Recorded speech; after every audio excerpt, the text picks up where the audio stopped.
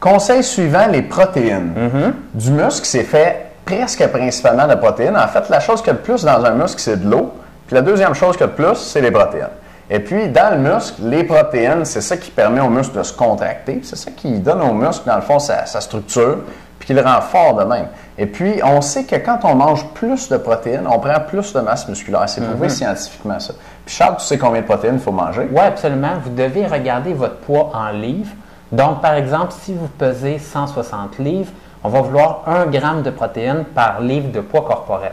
Une fois que vous avez trouvé ce montant-là, donc pour une personne de 160 livres, c'est 160 grammes. Et ensuite de ça, on va faire plus 10. Ça va donner 170 grammes de protéines par jour. C'est la quantité idéale de protéines que vous devez manger finalement pour réussir à construire un maximum de masse musculaire. Effectivement, les protéines, ça va aider à vos muscles à récupérer après l'entraînement et à se reconstruire. Parce qu'on sait que l'entraînement, ça endommage les muscles, ça endommage les protéines musculaires. Donc, votre corps doit remplacer ces protéines-là par de nouvelles protéines en santé, si on veut. Et en plus de remplacer les anciennes, il doit en construire de nouvelles protéines musculaires. Fait que vous devez en manger pas mal pour ça.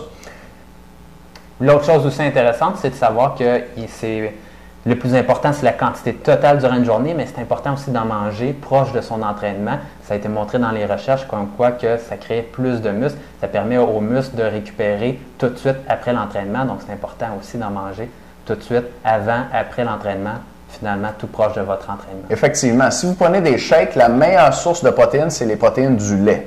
Si vous pouvez trouver ça, c'est assez rare. Par contre, si vous ne pouvez pas en trouver, la protéine de lactosérum ou le whey, c'est très bon aussi. Vous pouvez prendre jusqu'à 40 grammes avant votre entraînement et 40 grammes après votre entraînement. Ça, c'est en général 2 scoops dans vos poudres de protéines. Sinon, pour le reste de la journée, les meilleures sources de protéines, ce sont les protéines animales.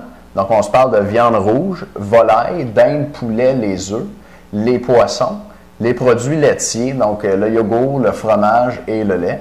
Et puis, j'en oublie un dans les protéines animales.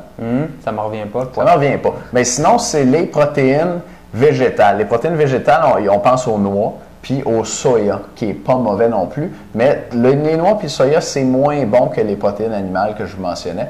Donc, dans votre journée, assurez-vous d'avoir votre poids en livres plus 10 grammes de protéines. Prenez des protéines avant et après l'entraînement, si possible des protéines du lait. Et puis, favorisez les protéines de source animale le reste de la journée.